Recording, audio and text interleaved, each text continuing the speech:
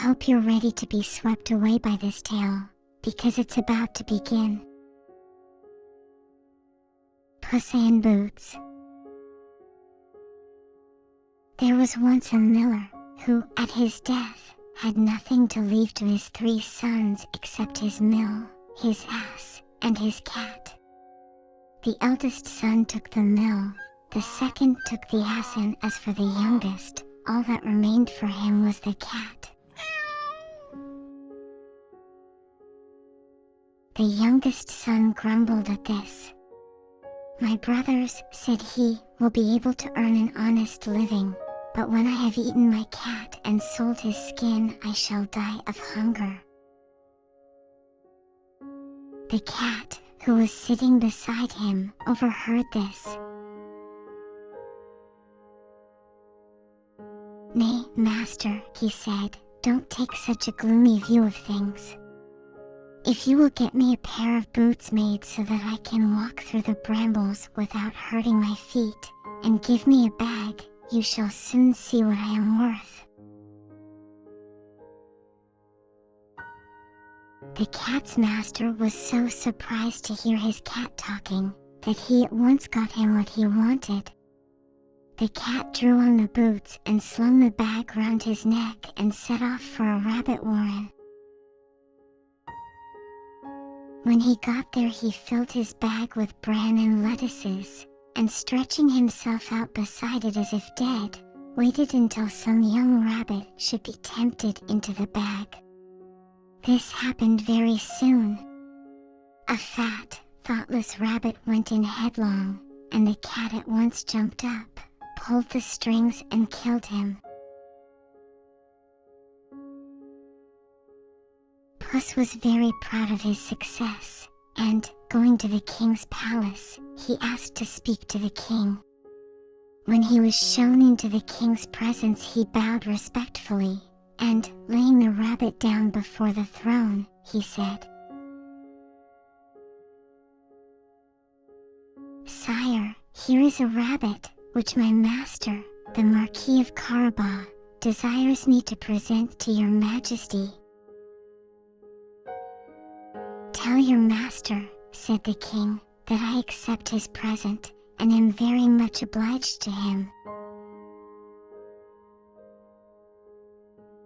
A few days later, the cat went and hid himself in a cornfield and laid his bag open as before. This time 2 splendid partridges were lured into the trap, and these also he took to the palace and presented to the king from the Marquis of Carabas. The king was very pleased with this gift, and ordered the messenger of the Marquis of Carabas to be handsomely rewarded. For 2 or 3 months the cat went on in this way, carrying game every day to the palace, and saying it was sent by the Marquis of Carabas. At last the cat happened to hear that the king was going to take a drive on the banks of the river, with his daughter, the most beautiful princess in the world. He at once went to his master. "Master," said he, "if you follow my advice, your fortune will be made.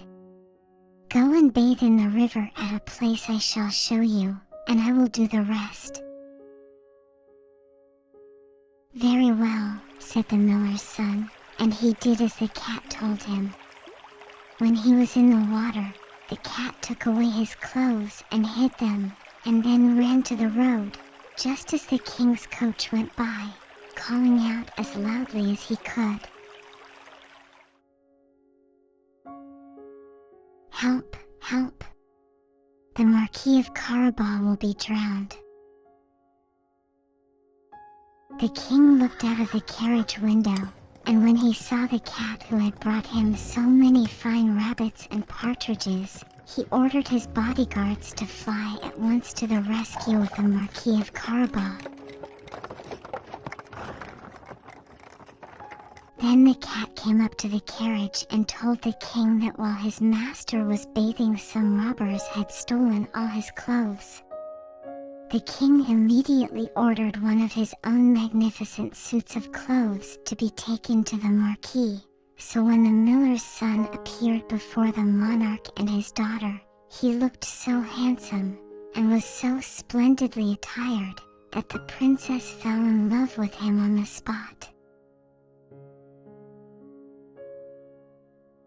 The king was so struck with his appearance that he insisted upon his getting into the carriage to take a drive with them. The cat, delighted with the way his plans were turning out, ran on before. He reached a meadow where some peasants were making hay. "Good people," said he, "if you do not tell the king, when he comes this way, that the meadow you are mowing belongs to the Marquis of Carabas, you shall all be chopped up into little pieces."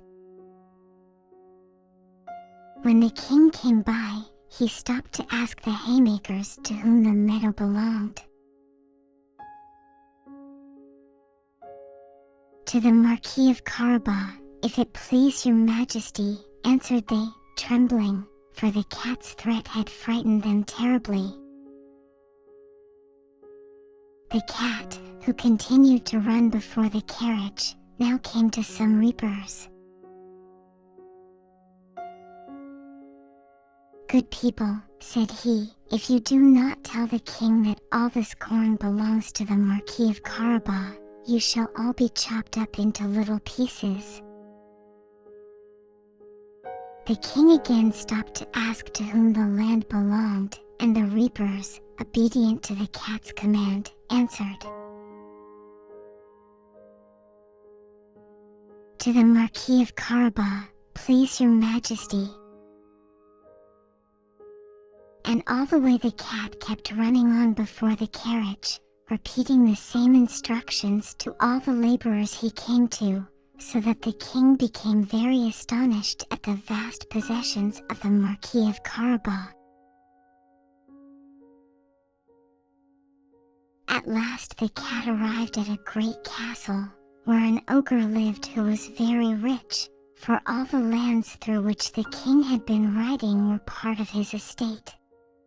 The cat knocked at the castle door, and asked to see the ogre. The ogre received him very civilly, and asked him what he wanted. "If you please, sir," said the cat, "I have heard that you have the power of changing yourself into any sort of animal you please, and I came to see if it could possibly be true."